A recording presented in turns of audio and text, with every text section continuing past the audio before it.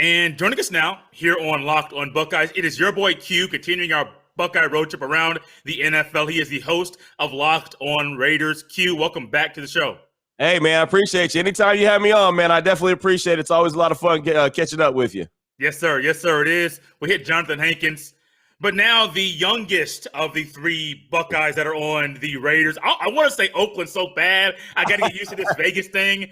But it's Damon Arnette. I know that I was on your show recently, and you were talking about, or maybe like a few months ago, just talking about like Arnette and Damon Arnette, that is, and how he played last year, what's going on. And I'm not a big NFL guy. I follow the Colts. That's about it. So I'm doing more to try to follow Buckeye players. But I've heard that there's something interesting going on with Damon Arnette. Could you please fill us in on what is going on there in Vegas, his play, training camp, everything involved? Well, I'll tell you, man, it's a big mystery. You know, it's a big question. I think it's $1 million question. What is going on with Damon Arnette? His rookie year wasn't very good. You know, he was injured. He came in injured. He got COVID. He had multiple concussions. He was small. He didn't have a lot of muscle mass on him. But, I mean, he went in with a wrist injury. So as he told us the other day in a media session, and I'll say this, he's a very entertaining guy. He went to the podium, and he was very entertaining. And I felt like he was every bit South Florida when I saw him, and it was pretty funny. But, I mean, with that being said, he's a guy who, you know, a former first-round draft pick, has a lot of expectations. But right now in training camp, he's running with the twos. You know, he's not a starter right now in camp. Now, that doesn't mean he's not going to be a starter. It just means he hasn't earned that job right now. He's got the veteran Casey Hayward in front of him and helping him learn that Gus Bradley scheme. And Gus Bradley normally runs a cover 3 type scheme, but Damon Arnette's really more of a man press corner that's where he excels. But with that being said, he's got to get stronger. He's got to be bigger. So he put 12 pounds of weight of muscle on this offseason. He looks like he's bigger. He even flexed in front of us the other day saying, somebody asked him like, hey man, you look like you're bigger. And he's like, yeah, I'm hitting the weights. You know, and he started flexing on us. And he said, last year with my wrist injury, I didn't do any weight work.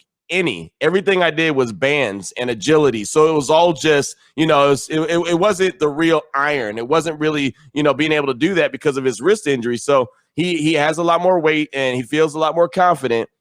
He's got to find a way to stay on the field. You know, when he goes in there, he's never afraid to tackle. The thing is, it's like a love-hate relationship with Damon Arnette. You know what I mean? Like, I could talk about him for hours because I see the ability. I look at him and say, this dude's got it. This dude's got it. He's a dog. He's one of those guys that he'll put his head in there and go get the tackle. He's not one of those corners that are afraid of contact. He's not that guy. But also when he goes in there and tackles, he'll tackle with his head and then he'll get concussions and then he's out. So, I mean, you know what I mean? It's like you've got to figure out how to stay onto the field. So that's one of Damon Arnette's biggest issues. He's also got to learn the scheme. You know, there's multiple times last season where you could see he was lost in that cover 3 scheme or he lost in zone coverage. And so now, you know, he's got to figure it out how to actually be a factor in this defense. But I think once he gets on the field, I think he's going to be a really good player. I see it. You know, for example, Garyon Conley, couldn't stand him. I could not stand him. From the minute that they drafted him, I was like, this is not going to work. He's not that guy. He just seemed like, I don't know. He just seemed like he wasn't that dude. And well, you look a few years later, where's he at? I mean, you know, he went to Houston. I don't think he's on a roster right now. But with that being said, it's like Damon Arnette's not that guy. Damon Arnette, you can see he's got it in him. He's just got to put it together. So I think with Ron Milas, the new defensive back coach there with the Raiders, I think that's really going to help him grow up. You know, he said the other day that he had a lot of issues on and off the field last year. Said he had a lot of things that he had to take to people that actually are in his corner and he trusts and could help him through it. So he said he's in a better place mentally as well. And I don't get into a guy's personal business. I could appreciate and respect the fact that he said that was a factor into the way he played in 2020, his rookie year. But now it's like, okay, now that that's out of the way, now that you're bigger, now that you're healthy, now that you have better coaching, now you got to do it. My biggest question for you, Jay, is how does he get on the field? When does he get on the field? Once he gets there, I think he'll be fine. I just don't know how he's going to get on there where because he's not a starter right now. It's going to be Casey Hayward and Trayvon Mullen to start things off with. Maybe in preseason, you know, maybe he'll earn his spot. Maybe in training camp he'll show the coaches. But I don't know what role he plays and you know, in the meantime, in between time, how he gets on the field. You know, Q, you're talking about getting on the field and trying to make a mark. The one way that I think he could do it, and it's not on defense, it's more specials, you got to find a way to cement yourself on the team. We talk about all the time with special teams being a very vital part. You get guys that are there. I mean, think about it. Devin Hester. If Devin Hester's not on special teams, we don't Right. talk about him even at Miami. But then Right. he gets to the NFL. He runs a kickoff back at the Super Bowl. The Bears sucked. They got the Super Bowl, but that team really wasn't that good. Right. But we talk about Devin Hester because of special teams. Damon Arnette, not as special as Devin Hester in the return game. I don't think he's ever returned a kick in college or the NFL. But if you're going to get, like, say, gunner side or do something in special teams to make your mark on this team, to force the coaches to be like, look, he's killed it in specials. He was an early round pick. We got to find a way to get him on the defense. He's healthier. He's bigger. I'm a pusher as well. People on this podcast know I am very, very big on physical look as a player. Right. Ryan Day talked about how last year during COVID, when the players went home, but then they came back, their mental state looked better 2 months later versus when they first returned because they looked healthier. They were smiling. Even mentioned they were getting haircuts once again. Like all the little things in the mentals that we lose track of. Yeah. Ryan Day talked about how the players looked healthier because they looked more filled out as an individual in their body.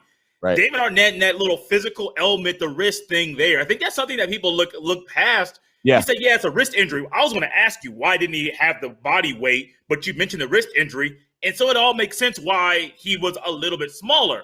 Now you're putting on weight, which you didn't carry last year. Right. You got to figure out how to play with that weight, cement yourself on the special teams, and make sure that the coaches know you're getting better. You're learning the scheme. The ability that you're seeing, Q, is there. And he has to find the little things that these guys off the street are doing. Damon Arnette has to put those into his game, Q, so that he keeps his roster spot and make sure he gets an extension with the Raiders. Without a doubt, you hit it on the head, and John Gruden likes him. John Gruden likes him a lot. He came in and he was joking with Damon Arnette. He even said, "I'm gonna sit in the back of the room and hit him with some questions myself." I mean, they see eye to eye, and it's funny. He was asked about John Gruden, what he thinks about him. He's like, "Oh, I love that guy," and he's like, "We both have screws loose." He's like, "I think I have more screws loose than he does, but we both have screws loose. That's why we get along." And so I could appreciate Damon Arnette being real about that, like that, and just being down to earth. And he has a role on the team for sure. Ron Miles, the defensive back coach, he likes him a lot. He said he's had a good camp.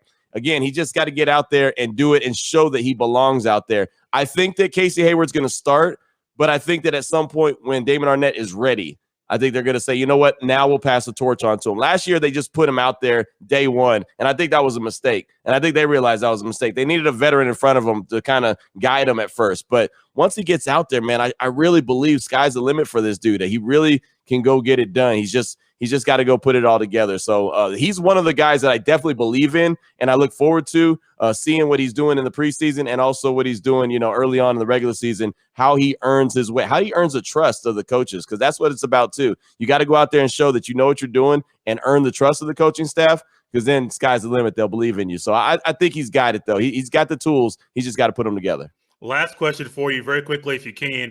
Do you think he puts it together? I do. I really do. Like I said, I don't think he starts the season as a starter, but I think by midway or even, week 5, I think he's entrenched as a starter. So, yeah, I think Damon Arnette's going to be in for a really good second year in the NFL. That's good to hear, Q. This has been fun. 2 down, 1 more to go. Once again, if you could let everybody know where they can catch you on Twitter and also where they can catch your show as well. Well, you can find me on Twitter at your boy Q254, Locked On Raiders podcast. It's up every single day about 12:15 in the morning Pacific Standard Time. I put out that link every single day, and you can find my podcast anywhere that you can get a podcast. You can find podcasts everywhere. And apparently, you mentioned the haircut. I got to go get a haircut, so you're going to find me in the barbershop too. Hey, you can't go wrong. I got to stay on schedule, Q. This has been fun. One more guy to hit. Thank you for coming on Locked On Buckeyes, man. I really appreciate it. Appreciate you.